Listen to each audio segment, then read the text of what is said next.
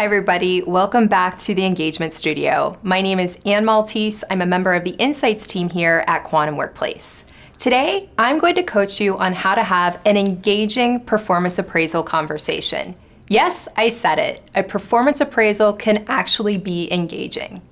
But before I share those tactics with you, let's get in the right mindset. So as a manager, ultimately, you're a coach for your team, not a judge and not an evaluator. Well, technically, the definition of appraisal is the act of assessing someone. But when you serve as your team's final judge, it seems like you're not part of their team, and that in itself is not engaging for you or your employees. So again, think about yourself as a coach. You are trying to help your employees and ultimately the organization win. This mindset change will help you really approach the conversation different, and it will make it more engaging for you and your employees. So now let's talk through some tactics on how to have an engaging performance appraisal. The first thing you can do is to make sure that you're talking about performance throughout the year regularly. Part of the reason that a performance appraisal is so stressful is because there's a lot of buildup, there's a lot of suspense going into it.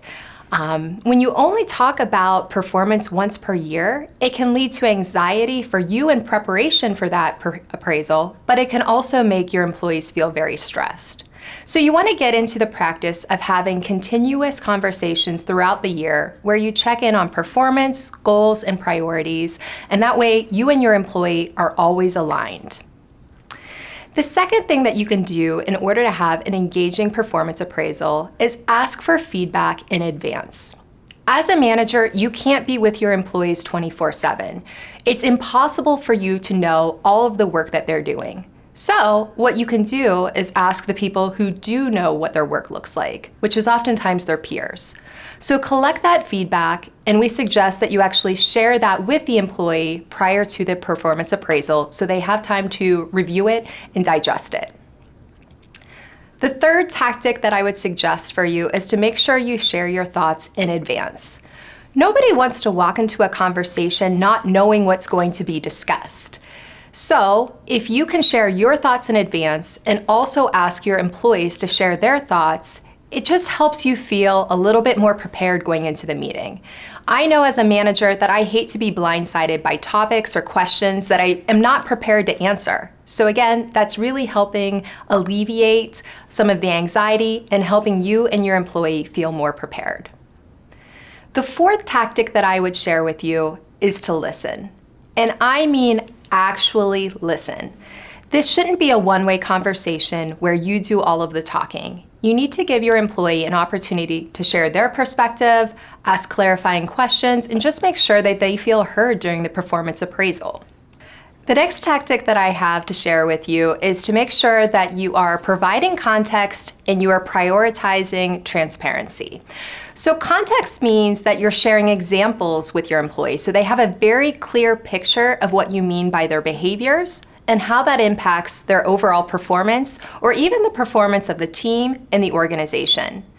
And really being transparent means that you're not hiding behind somebody else's feedback. You're really owning the feedback that you give and why you think it matters. Let's think about an example. Maybe Bob in engineering shared that that's not the right way that your employee should be doing something. Well, you still need to feel ownership over that feedback that Bob shared because you as that manager need to coach to it. You also can't hide behind what Bob shared by saying, well, I'm not really sure if Bob knows what he's talking about, because suddenly that sends mixed messages to your employees and they're not really sure how to handle that feedback. So just make sure that you are providing context, you're being transparent, and you're taking ownership of the feedback that you share with your employees. And my final tactic for you is the simplest one of them all: schedule your next conversation. If you schedule this in advance, it's already on the calendar, it's one less thing that you have to think about, and it's prioritized.